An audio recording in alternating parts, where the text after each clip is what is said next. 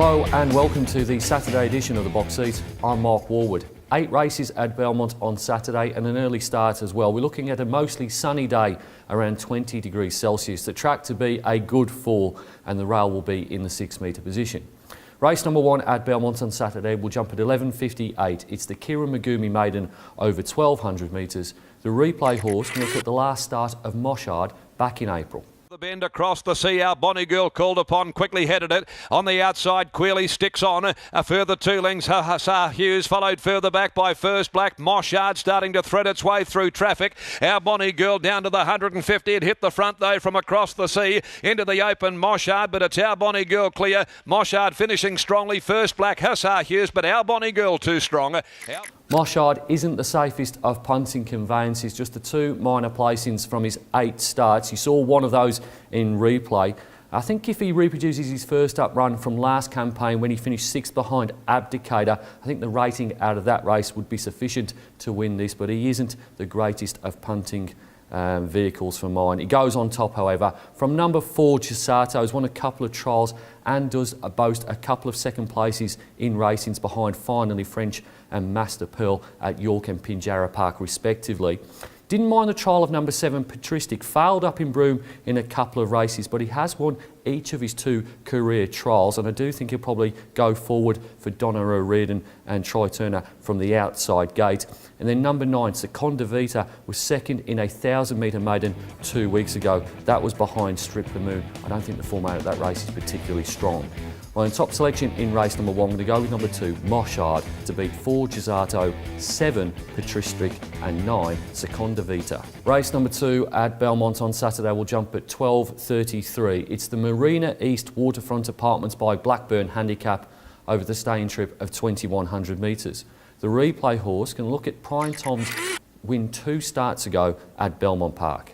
Back towards the inside of Grand Cadeau. Down the outside, Jazari. No saying it. Witness in court. New Age looking for a needle eye opening on the fence and got a squeeze. Grand Cadeau fights back. On the outside, No saying it. Prying Tom coming. Red Army's there on the rails at the 100 metre mark. No saying it. Prying Tom, Red Army. Red Army, Prying Tom, No saying it. The trio split the line, locked together. There's a great finish. Prying Tom got his... Prying Tom beat the likely weekend favourite in Red Army in the replay race. That was fairly run. It was over 2,200 metres and it was 5 weeks ago. Since then, Prime Tom has come out and won at Pinjarra in the same grade by 6 lengths. And in spite of winning that race by a pretty big gap, he reopposes Red Army here, 1 kilogram better.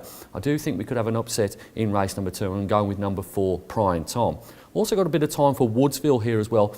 If you go through his head-to-head form, he clashed with At the Ready when they last met, and when they did, at much worse weights for Woodsville. Woodsville got the chocolates that day. Didn't win the race, but he certainly beat At the Ready home. So 4 to beat 3. Then number 1, At the Ready, who finally gets the distance, maybe the tempo, and certainly the weight pull to turn the tables on Red Army. And then number 2, Red Army, I'm sure will go around as favourite, but I just think he might be a bit vulnerable over the trip if he's trying at anything like a fair tempo. One top selection in race number 2, going a bit of value here. Number 4, Prying Tom, to beat 3, Woodsville, 1, At the Ready and 2, Red Army. Race number 3 at Belmont on Saturday will jump at 1:13. It's the Tap Touch handicap over 1,000 metres. The replay horse, it's got it all, winning last start. Down on the inside, West 54th, and then Vital Touch in the yellow. Don't fuss inside of it from Thunder Plump. It's got it all though, still clear. At the 250, a length and a half. State Attorney as Pike goes to work and really now starts to get heavy here on the outside with State Attorney coming in. It's got it all. And down on the inside is West 54th. It's got it all. State Attorney lunging on the outside. They split it. It's got it all, I think.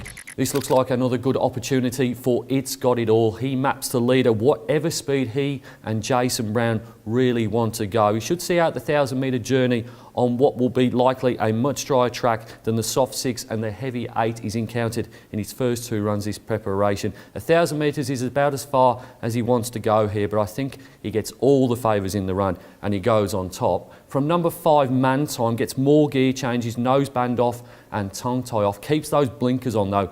3rd up for Lindsay Smith and Glenn Smith. I thought his run last start was pretty good. The money was down. He didn't quite just get it. Dear Della Raza beat him.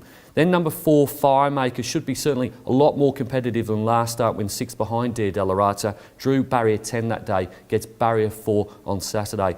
Much prefer his form lines from 2 starts ago when he beat Platypus, who ran OK in town last week. And then number 8, Lady Lejeune for the Warwicks, Justin and Lucy. Posted the fastest last 200 metre split last start. That was her first up run in the same race, won by Dia Delarata.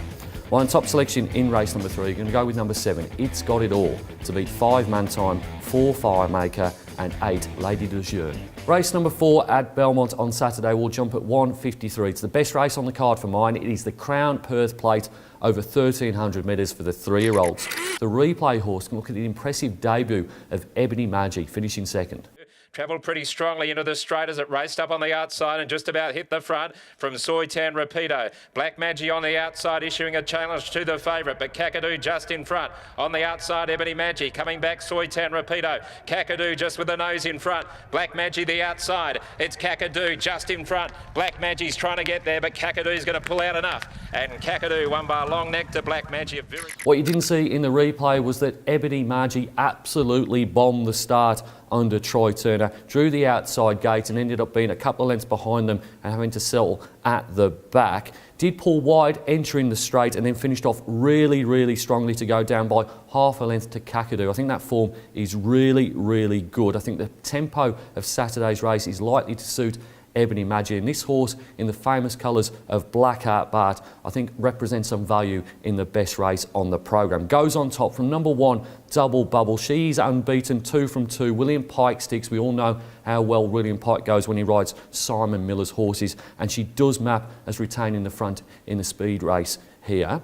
Number 7, Day Show for Fred Kersley and Stephen Parnham. Does a fair bit wrong, but was quite taken with his performance in beating Hotham Valley by a short half head. I think that form is okay. I just think there's stronger form lines here, and he may get stuck wide from barrier 9. And then number 9, Vintage Stock for Alan Matthews and Patrick Carberty. Really impressive winner on a Wednesday, won by 4 1/4 lengths. Just not sure about the depth of the form behind it. Cockney Crew ran on Wednesday and didn't run all that great.